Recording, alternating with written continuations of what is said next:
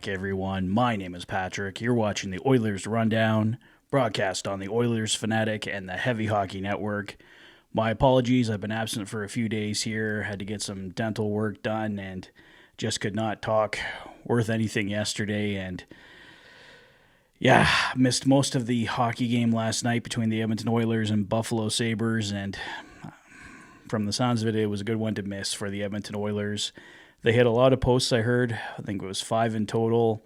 Stuart Skinner, a shaky first goal for sure, but still not a strong enough effort overall from this team. And there's been a lot of talk I've heard over the last couple days, and it's a growing concern with the coaching staff. Are we in for another coaching change here in Edmonton? I don't see that happening, but I can see where the talk is coming from for sure. There's been a lot of criticism of head coach Chris Knobloch's decisions, not taking timeouts, how he's putting his lineup together, and I can say right now, I do not believe we're going to see a coaching change here in Edmonton before the end of the season. I think it's the last thing this team needs is to see another new head coach brought in. It's just staggering how many head coaches the Edmonton Oilers have had over the years, so I think we can put that one to rest until at least next year. We're past the trade deadline. I think if the Edmonton Oilers really had a problem with their coaching, they would have made a change before now. But I guess we'll see how the Stanley Cup playoffs go, how the coaching staff handles that, how the team handles that. There's definitely been a question of how this team gets motivated, where their effort's gone, where their cohesion has gone. This team looks like a shell of itself at moments. At other moments, it looks great. Obviously, against the Buffalo Sabres was another step back. They looked fantastic for 40 minutes against the Dallas Stars before letting Dallas almost come all the way back.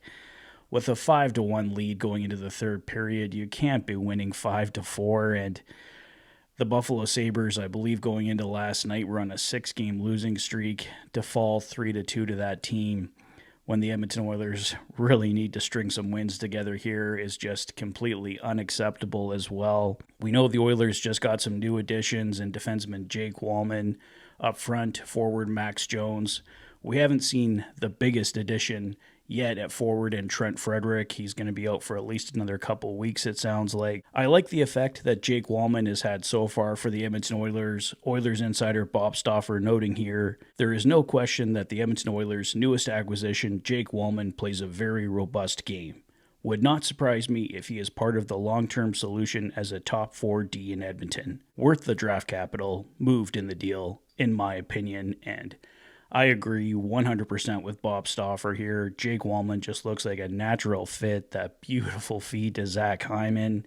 Strong defensive play. He's definitely got the right contract for the next couple of years at $3.4 million, and the Edmonton Oilers should have, with the growing cap, more room to bring him in. And I think Jake Wallman is probably going to be a long-term Edmonton Oiler here if things progress as they currently are. Max Jones already looks like a natural fit with the Edmonton Oilers on the fourth line. He's been excellent since coming in as well. And I think Trent Frederick, when he does join the lineup, I have a feeling we're going to see him in a top 6 role on the wing. There was an option that head coach Chris Knobloch discussed, and I believe GM Stan Bowman mentioned it as well, possibly seeing Trent Frederick as either the third line center or a top 6 winger. Not to say that Trent Frederick is necessarily a top 6 winger, but we know from years past that he has offensive ability. And I just think back to a guy like Pat Maroon and how he worked so well with Connor McDavid, and Trent Frederick obviously more skilled than Pat Maroon. So I think there could be a fit there, possibly with Connor McDavid or possibly with Leon Draisaitl. We'll see what happens, but I think Trent Frederick will be another player that pulls the Edmonton Oilers into the battle, and I think that's really just what this team needs is some guys to pull them into the battle, to get that fight going, get that will going, get that energy raised up.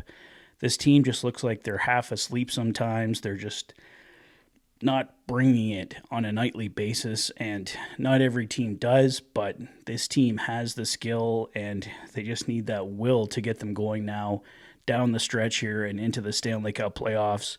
We've all seen what this team can be. We know they lost speed over the summer, and Dylan Holloway, Ryan McLeod, guys like that going out the door. But There's enough skill here. It's just finding that will, and I think guys like Trent Frederick, Max Jones, and Jake Wallman can make a huge difference for this team, and those guys just need more time to get into the system here, get acclimated, and get closer with other guys in the dressing room, and I think their impact will be felt even more down the stretch. And like I said, we haven't even seen Trent Frederick and what he can do for the Edmonton Oilers as of this recording. So I know a lot of people concerned, especially with goaltender Stuart Skinner giving up at least one more bad goal against the Buffalo Sabres the other night, but we know Stuart Skinner and Calvin Pickard are the Edmonton Oilers goaltenders down the stretch. There's the option, I guess, of bringing up Olivier Rodrigue, but Rodrigue really hasn't blown anyone away with the Bakersfield Condors this year either, so I don't think he's the answer to bring up. So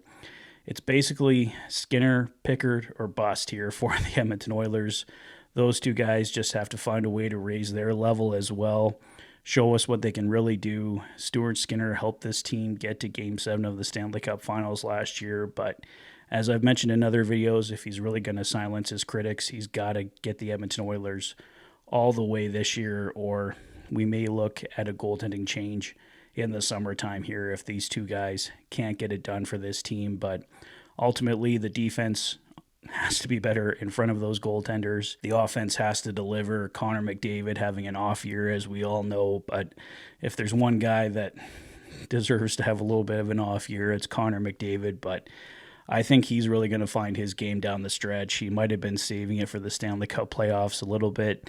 You just never know, and like I said, last game the Edmonton Oilers hit 5 goalposts. They probably should have beaten the Buffalo Sabres, but hitting 5 goalposts shouldn't have mattered. This team should have brought enough to beat the Buffalo Sabres regardless, and they just didn't. So I'm hoping the new additions can help, like I said, get acclimated in the room, get these guys going, find that energy level, find that will, and get this team going the rest of the way, and hopefully go in strong to the Stanley Cup playoffs. So that's basically what I wanted to cover tonight, guys. My current thoughts on the team, but we'll see how it goes here going into the weekend. A couple big games against the New Jersey Devils, New York Islanders, and like I said, this team's really got to start showing who they really are, and hopefully the impact, as I've mentioned a few times here with Jake Wallman and Max Jones, can be felt even more, and then added to with the addition of Trent Frederick in a few weeks' time. So that's all I wanted to say for tonight, guys. I'm sure I'll have more for you tomorrow, as we can probably discuss the expected lineup against New Jersey on Thursday. So that's all for me for tonight, guys. Let me know your current thoughts on the team. Do you think they're going to figure it all out down the stretch? Do you think Stuart Skinner can get the job done? Let me know your thoughts on the Edmonton Oilers at present in the comment section below. If this is your first visit to the channel and you like what you see, please consider liking and subscribing for all the latest Oilers content. You've been watching the Oilers Fanatic. Thanks for being a fan.